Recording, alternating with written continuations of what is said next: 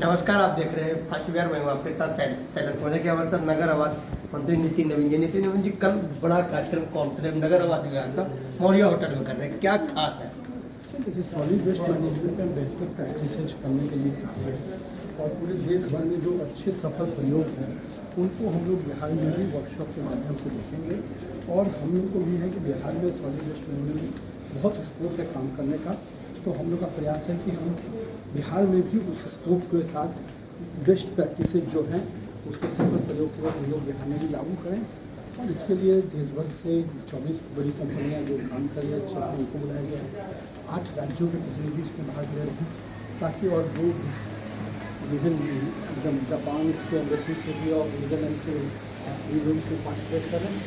हम लोग का प्रयास है कि ये मॉडल जो बेस्ट हम निकाल पाएंगे बिहार के हर नगर निकाय में इनके स्वायत्ता के ध्यान में रखेंगे। आखिर खास क्या है? बड़ी कंपनियां कॉन्क्लेव में पहली बार पटना में होने जा रही है नगर आवास विभाग के द्वारा कॉन्क्लेव ये है कि हम कचरा प्रबंधन के साथ लाना चाहते हैं। एक आखिरी सवाल लेंगे पर्टिकुलर कोचिंग संस्थाओं पर कैसी नजर, जिस तरह से एक क्लास में लगभग 36 बच्चे पर एक टीचर होना चाहिए, मगर पटना में कई ऐसे कोचिंग हैं, कई निजी शिक्षा संस्थान है जहाँ भेड़ बकरी की तरह बच्चे रहते हैं। कोचिंग संस्थानों के विषय पर जिला प्रशासन जैसे ही जिला प्रशासन सभी कर्मियों को चलिए, आज के इस प्रेस कॉन्फ्रेंस में माननीय मंत्री महोदय का हम लोग हार्दिक स्वागत करते हैं। आज की यह प्रेस वार्ता बुलाई गई है प्रमुख रूप से कि नगर विकास और आवास विभाग द्वारा कल होटल मौर्या में बहुत ही महत्वपूर्ण एक सॉलिड वेस्ट मैनेजमेंट से संबंधित नेशनल राष्ट्रीय स्तर के कॉन्क्लेव का आयोजन किया गया है, जिसमें देश के कई राज्यों के वरीय पदाधिकारी सॉलिड वेस्ट मैनेजमेंट से जुड़े हुए और कुछ अन्य देशों के भी उसकी कंपनियां और देश के कई नामी गिरामी कंपनियां उसमें पार्टिसिपेट कर रही हैं। और बिहार के राज्य के सॉलिड वेस्ट मैनेजमेंट की दिशा में ये बहुत ही बड़ा एक मील का पत्थर साबित होगा।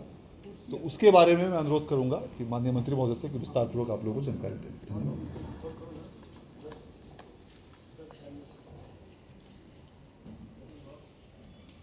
सभी हमारे साथ इस प्रेस वार्ता में प्रधान सचिव महोदय और इस प्रेस वार्ता में उपस्थित सभी अपने पत्रकार बंधुगण। बिहार में सॉलिड वेस्ट मैनेजमेंट अपने आप में एक बड़ा विषय है जिसमें बहुत कुछ काम करने का अभी आवश्यकता है। और पिछले दिनों सॉलिड वेस्ट मैनेजमेंट की दृष्टि से नगर निकाय के स्तर पर कई चीज़ें हुई हैं, लेकिन उसके बावजूद भी विभाग को ये लगता है कि जिस प्रकार से अन्य राज्य इसमें बेहतर कर रहे हैं, हम भी क्यों ना उस बेहतर परिणाम के साथ हमारा भी राज्य जुड़े। कई बार हम लोग जब देखते हैं कि स्वच्छता की दृष्टि से हमारे राज्य का नाम, हमारे शहर का नाम जब पीछे आता है, तो कई बार हर बिहारवासियों को लगता है कि नहीं, कुछ सुधार होने चाहिए। और नगर विकास विभाग चूँकि उसका नोडल डिपार्टमेंट है जिसको ये चीज़ आगे लेके जाना है, तो हम लोगों ने पिछले 1.5-2 महीने में जो विभाग के दृष्टि से अध्ययन किया और उसके दृष्टि से ध्यान में आया कि सॉलिड वेस्ट मैनेजमेंट की दृष्टि से हम लोग को इसमें अगर बेहतर परिणाम लाना है तो कुछ बड़े अनुभवों को अपने साथ जोड़ना होगा। इसीलिए हम लोगों ने देश भर में जो बेस्ट प्रैक्टिसेज हैं, जो अन्य राज्यों में जहाँ पर सफल प्रयोग हुए हैं सॉलिड वेस्ट मैनेजमेंट के दृष्टि से, उन सभी राज्यों के प्रतिनिधियों को बुलाने की योजना बनाई। और मुझे बताते हुए खुशी है कि देश के 8 बड़े राज्य के प्रतिनिधि कल इस कार्यक्रम में जुड़ने वाले हैं, जिसमें कि मध्य प्रदेश, जिसका अपना शहर इंदौर पूरे देश में 1 नंबर पे है, महाराष्ट्र, छत्तीसगढ़, गुजरात, कर्नाटका, उत्तर प्रदेश, हरियाणा और तमिलनाडु, ऐसे 8 राज्यों के प्रतिनिधि आ रहे हैं। साथ ही साथ देश और विदेश कह सकते हैं, क्योंकि नीदरलैंड की भी कंपनी, जापान की 2 कंपनी और इसके अलावा और भी जो कंपनी जो फॉरेन बेस्ड भी है और कुछ हमारी बड़ी कंपनियां जो भारत बेस्ड भी हैं, ऐसे 24 कंपनियों का भी पार्टिसिपेशन होगा। मैंने जो पहला शब्द आपके सामने प्रयोग किया, बेस्ट प्रैक्टिसेज, यानी जो सफल सिस्टम ऑफ प्रयोग रहा है सॉलिड वेस्ट मैनेजमेंट, क्योंकि सॉलिड वेस्ट मैनेजमेंट में 3 कंपोनेंट हो जाते हैं। सबसे पहले हम मानते हैं कि उसका कलेक्शन के बाद सेग्रीगेशन और सेग्रीगेशन के बाद उसका प्रोसेसिंग। तो ये तीनों कंपोनेंट पे जो काम हो रहे हैं, हो सकता है कि कई अलग अलग मॉडल होते हैं, लेकिन हमारे नगर निकाय ने कलेक्शंस पे, कुछ हद तक सेग्रीगेशन पे भी काम शुरू किया है। लेकिन जो प्रोसेसिंग का पार्ट है, जो रिसाइकलिंग का पार्ट है, उस पर अभी हम लोग का काम कम हुआ है। हम वेट वेस्ट से तो खाद बना ले रहे हैं कुछ जगहों पर, लेकिन ड्राई वेस्ट पूरी तरह से हमारा उपयोग में नहीं हो पा रहा है।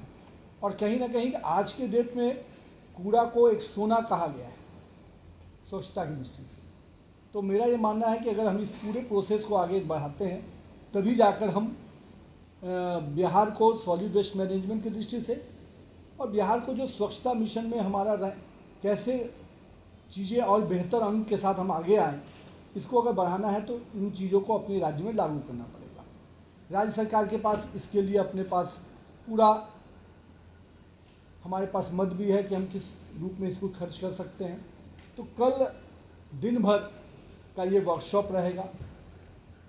बेसिकली इसमें कई चीज़ें हैं जो स्वच्छ भारत मिशन के अंतर्गत शहरी क्षेत्रों में जो जल प्रबंधन, शौचालय, ये सब चीज़ें कंपोनेंट है। उसी में सबसे इम्पॉर्टेंट है इंटीग्रेटेड सॉलिड वेस्ट मैनेजमेंट की पद्धति। इस पूरे पद्धति को हम लोग कल पूरे वर्कशॉप में देखेंगे। सभी कंपनियों को 10 से 15 मिनट का समय दिया गया है वर्कशॉप में। वो सभी लोग अपना वर्कशॉप में अपना प्रेजेंटेशन रखेंगे। और हमारी आईटी रुड़की की टीम को भी हम लोगों ने इसमें जोड़ा है। आईटी रुड़की की टीम भी कल दिन भर हमारे साथ as a technical support, technical adviser के रूप में जुड़ेगी। भारत सरकार के डायरेक्टर और हमारे भारत सरकार के जो स्वच्छता मिशन देखते हैं, निदेशक विनय कुमार झा, स्वच्छता भारत मिशन जो पूरा देखते हैं केंद्र के स्तर पे, वो भी इस कार्यक्रम में कल पूरा शिरकत करने वाले हैं। पूरा पर्पस ये है कि हम बिहार में सॉलिड वेस्ट मैनेजमेंट में कैसे बेहतर परिणाम लाएं। उसके दृष्टि से जो हम लोगों ने सभी नगर निगम के मेयर को भी बुलाया है, नगर परिषद के भी जो प्रतिनिधि हैं उनको भी निमंत्रण दिया है कि उनके भी प्रतिनिधि इसमें भाग लें। साथ ही साथ पूरा डिपार्टमेंट भी इस बैठकर इसको कल इस पूरे वर्कशॉप को देखेगा। और फिर आईटी रुड़की और हमारी जो पीएमयू है केपीएनजी, जो सॉलिड वेस्ट मैनेजमेंट का काम देख रही है, ये दोनों टीम बैठकर पूरे उस वर्कशॉप का आकलन करेगी। और उसके बाद बिहार में हम हर एरिया, जो कि हमारे यहाँ अलग अलग निकाय हैं जिसको हम लोग क्लस्टर के रूप में भी देख रहे हैं, तो उन क्लस्टर को अलग अलग निकाय में किस मॉडल से हम कहाँ जा सकते हैं, किस एरिया में कर सकते हैं, उसको फिर नगर निकाय के साथ बैठकर हम लोग फाइनल करेंगे।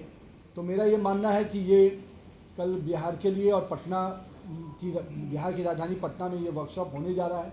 माननीय हमारे वित्त मंत्री, मुख्यमंत्री आदरणीय सम्राट चौधरी जी इस कार्यक्रम वर्कशॉप का उद्घाटन करेंगे।